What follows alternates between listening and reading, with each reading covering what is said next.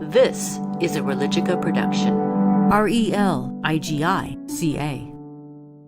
Welcome back to another Religica podcast. In this interview, Dr. Michael Trice spoke with Daniel Weiner, Senior Rabbi at Temple De Hirsch Sinai, the largest Reform Jewish Synagogue in the Pacific Northwest of the United States. Take a listen. Let's begin this way. What is the main challenge the world is facing today? I think one of the greatest challenges in the world today is, despite our advance as a civilization, our inability to rise above our more base tribal instinct. I've been doing a lot of reading lately on social psychology and evolutionary biology, and we are hardwired to be fearful, to be tribal, to be proprietary in terms of who we care about. And civilization and the development of religion as a part of civilization was really about trying to rise above that. I think what we're seeing in the world today is a moral regression. It's a spiritual regression to the most tribal concerns. That's at the root of a narrowness of focus, a cultural myopia that's constraining how we see ourselves in relation to other people. Are there virtues or values or something specifically we should be doing or living into each day? And if so, what would be a couple of those? The classic value is compassion and empathy, as espoused in Judaism as ve'ahavta l'reacha kamocha, to love your neighbor as yourself.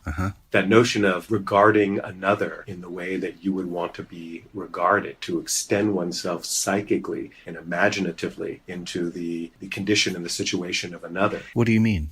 At its core, from thousands of years ago, was an antidote to tribalism. And I think it remains today something we all need to return to. Another key element that I think comes from a number of religious traditions, and certainly prominent in Judaism, is just the notion that whether we call it God or a force or a guiding principle, that we are accountable to something larger than ourselves, that we are accountable not only to each other, but to higher principles or higher entities. There are certain things that transcend just the transactional sense that expresses itself through how we treat other people. It seems to me it's also the case that the Jewish community understands in a very clear way the nature of historical rupture through its own history, and also how reconciliation after rupture, in whatever form that takes, can be incredibly difficult and intensive. How would you respond to that? I think as much as there is great faith and hope invested in human agency, there also is a deep skepticism of human agency as an absolute good. There's a sense that human beings are capable of great things, that we are, as our tradition talks about it, a little lower than the angels, but we also have profound feet of clay. Say more. Historical ruptures, I think, are important examples and reflections of the limitations and the constraints on putting too much hope and faith in humanity's ability to evolve or to transcend on its own. There is a requirement for a sacred partnership. If humanity is left to its own devices, what we have are the kinds of historical ruptures you're talking about. Genocides, a Holocaust, those kinds of extreme horrific situations. You're a rabbi in one of the largest Jewish Reform congregations in this region. And on March 28th of this past year, your synagogue was attacked. Tell us what happened. We had graffiti inscribed on one of our more external kind of sacred spaces, a wall of what used to be a sanctuary that now is kind of an urban park, but it used to be the main sanctuary of the congregation, that basically said that the Holocaust is fake history, utilizing the S's as dollar signs. And that really was more than just the typical kind of drive-by hateful graffiti. That really required some degree of knowledge of Holocaust denial, of the insidious connection between Jews and money and finances, and also utilizing the trope that has been made popular by our president about fake news, now talking about fake history. It was an incredibly shocking event. There was a decision as to what to do with that graffiti. I decided that at least for a day or so, I wanted to keep it up. I thought it was important not to push this under the rug. I certainly did not want to inspire copycats, but by the same token, I wanted the wider community to understand and to appreciate the fact that we have these kinds of toxic elements within our community, and that we need to be aware of it, we need to be vigilant about it, and we need to be responsive to it. The silver lining to this event is that it gained some wider notoriety, even internationally. And immediately we received countless expressions of support, not only locally, but from throughout the United States and really around the world. It was an affirmation that in its impact far outweighed the damage intended by the perpetrator. What does this suggest to us about anti-Semitic acts in general in the world?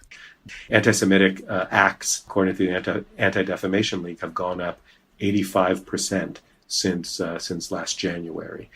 And I think there's something comparable in terms of acts against Muslims and immigrants and Hispanics, etc. There are these tropes of fakeness that have become just prevalent in our society. But I think first and foremost, as you respond to that, how is your community doing, and how did they ultimately decide to respond to this attack? The incredible outpouring of support that we got not only took the sting out of the original assault, but I think in the same way that many preachers over the years have talked about that metaphor of the broken bone growing stronger at the place in which it was broken, emotionally and psychically and spiritually, the community is stronger for having gone through that experience. Can you say more about that? I think part of what contributed to the intensity of the shock felt was that, for good reason, and I say this to the kids I teach in high school and middle school, for good reason, we Jews understand that American Jews living in 2017, despite all the things that have been happening, even of late, are the most secure, the most well-ensconced, the most established, the most accepted, the most integrated Jewish community ever in human history.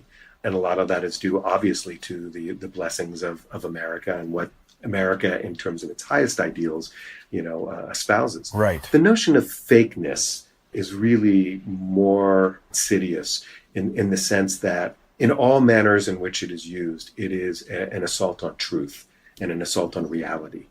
Particularly for religious traditions, the notion that now that's all thrown out the window and that everything is relative. There are no consensual facts. There's no consensual pursuit of truth or even of scientific data, but rather everything is considered to be agenda-driven. That is profoundly dangerous for democracy, but it's also profoundly dangerous for any form of civilization, and particularly for faith communities.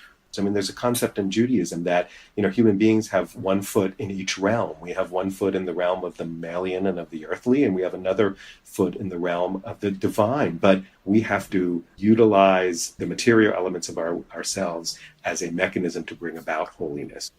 What should religion be empowering us to do in our local communities, in our families and neighborhoods today? Not to respond impulsively, not to respond violently, not to respond in kind. In some ways, that's one of the key reasons why Gandhian or Martin Luther King's notion of nonviolence is truly an embrace of the divine within us, because it's compelling us, inspiring us, commanding us to rise above that immediate impulse to respond in kind. We live on a small planet with people who have hate in their hearts for other people, for religion and culture and ethnicity and other things that signify differences. What are we supposed to do in the face of limited resources and yet that kind of hate? But I think that's a minority. I think there are people who are engaged in intolerance and racism and misogyny and anti-Semitism and Islamophobia who do so more out of fear and delusion than they do out of a visceral, endemic kind of evil. We're more brittle when we fear one another than we imagine. And it's less qualified. It's less monitored and constrained by our intellect. Religion has something very particular to say about the nature of steadfast hope. Absolutely. Are there stories of steadfast hope that you rely on that you think should inspire all of us? Hope is reconciled in the forge of reality and of understanding what life is truly like. It's not something that is, somehow completely divorced from understanding the real world. Two prime examples of hope asserted and hope realized. One is, I think the civil rights movement. Just the notion that focusing upon nonviolence, focusing upon a very Christian, Southern Christian-based embrace of love, even to the extent of loving your enemies, that's a whole other conversation. Judaism has some issues with that, but Christianity embraces it. The other one that comes to mind as a rabbi and as a Jew is just the realization of the modern state of Israel. Putting aside all of the contemporary issues of the Middle East and the politics and all of that, just the notion that that the Jewish people could cling to this notion that even though 2,000 years had passed since the destruction of the temple and what was considered the end of the autonomous Jewish commonwealth, B'Shana Haba'a B'Yerushalayim, next year in Jerusalem, that would no longer be just a fleeting aspiration, but rather be a realized concrete entity into reality, is an incredible demonstration of the way in which the dreams of the realization of what human beings aspire to achieve can actually be brought about.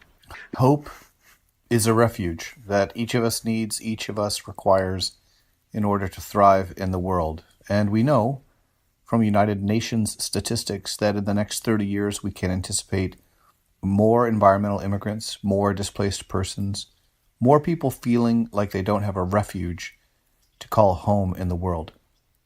What is the role of religion? What's the role of our shared humanity to respond to those who don't any longer have hope as a refuge in their lives?